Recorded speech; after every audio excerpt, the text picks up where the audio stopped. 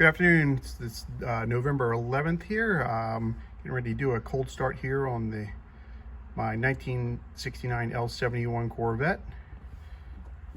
It's been about 5 or 6 days since I've last driven it here, so we'll see how it goes.